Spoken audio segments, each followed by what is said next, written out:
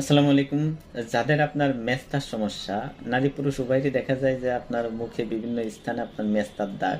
এই দাগগুলো আপনি কিভাবে উঠাইতে পারবেন সম্পূর্ণ ঘরোয়া উপায়ে, সেই রেসিপিটা আজকে আপনাদের আমি শিখিয়ে দিব। এই রেসিপিটা যদি আপনি কয়েকদিন সেবন করতে পারেন, ইনশাল্লাহ আপনার এই মেস্তার দাগগুলো ফিকে হয়ে যাবে, সেরে যাবে।